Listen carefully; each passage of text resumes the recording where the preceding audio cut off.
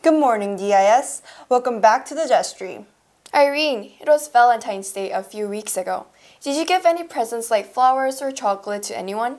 Yeah, of course. I gave out one. Oh really? To who? Myself.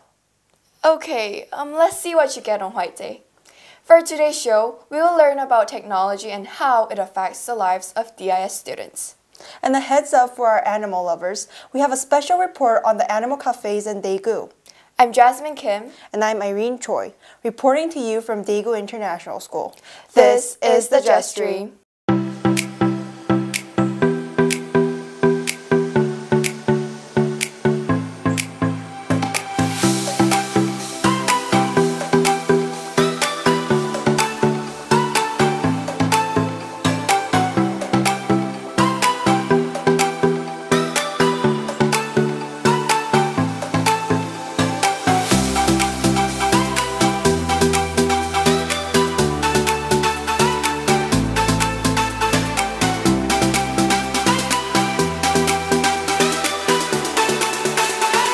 This is the Just Stream. Thank you for tuning in to the Just Stream. Irene. Oh, sorry. Irene, you should consider participating in a tech detox. You seem like you're addicted. What? No, technology is our best friend. It helps us stay updated. True, but there are also some side effects. You know that, right? Juan and Dave bring us more. New types of technologies have changed our entire lifestyle, even for children. According to BBC, children aged 5 to 16 spend 6.5 hours in front of a screen, which is twice more than a decade ago. This rise in technology has affected DIS greatly as well. We interviewed people on campus to find out what they think about this recurring issue. I use my technology at school usually for calling people or necessary things like calculators that's basically what I use them for. My mother and father think it's very ridiculous for kids to use the smartphones at such a young age, and because they haven't grown up with it at their time, and they think it's kind of distracting us from what we really need to learn and what we need to do. At school, I usually use them to read books or research about what we're studying. I think my mom feels like if we use your device too much, your eyes will probably get bad. So my mom thinks that it's not a very good thing to play games or watch YouTube with your iPad. Besides the fact that children use technology for academic purposes, the vast majority also uses technology in their free time. Students use tech for school and for play. At home, I usually watch YouTube or play games. So I use them only at certain times when I'm allowed to. I think technology is a good tool, but I'm concerned about cyberbullying and kids using it to bring other kids down and feeling like they can say whatever they want behind a screen. Our kids take technology with Mr. Pirog once every 4 days, so they're learning some good skills with him about digital citizenship, and then in our classroom also how to take care of the expensive equipment, but also being kind to each other and interacting in a positive way on social media platforms and things like that within our classroom. It was interesting to see how teachers adapted technology use for class time and helped them use their gadgets properly.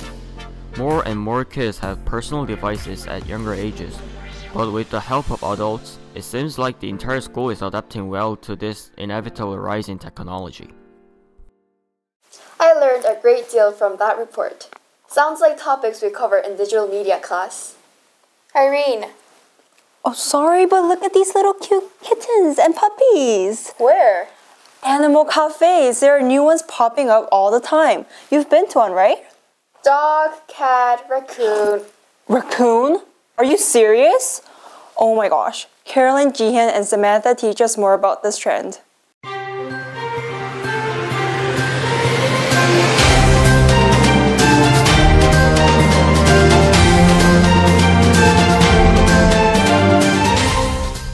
Animal cafes in Korea have been a trend for nearly the past 10 years, but it didn't originate here.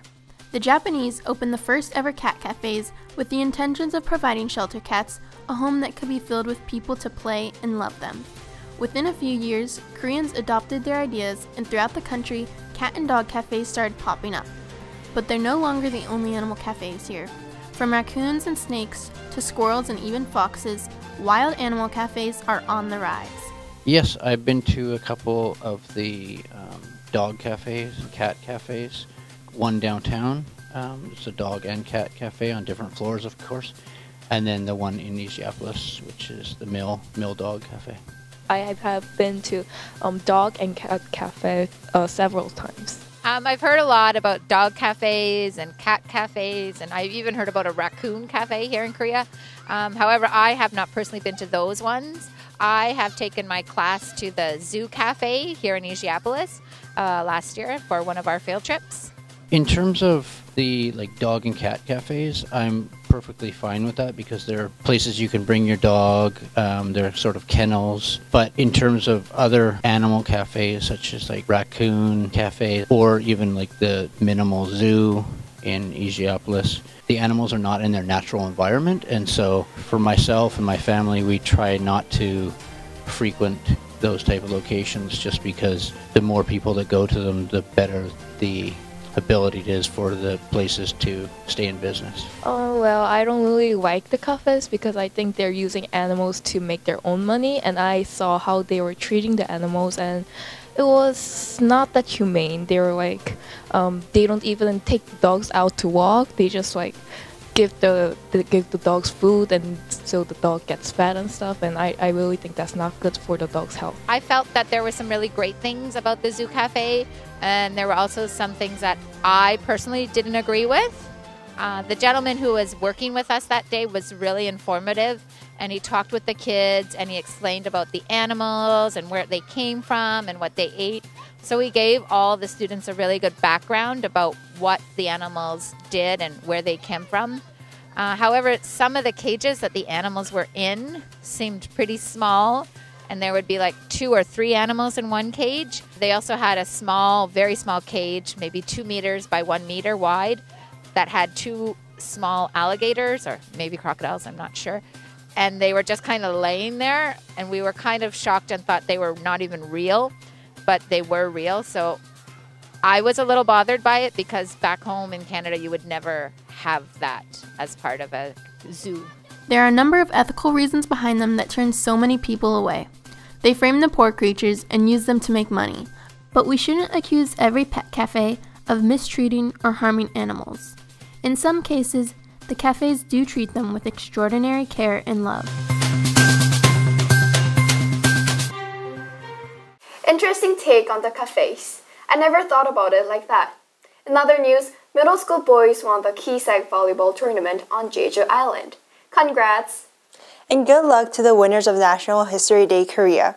I've won an advance to America just like you. Here's my tip. Work with your teachers and keep improving your projects through June. This is it for today. See you next time, and don't forget to stay Determined, intellectual, and successful.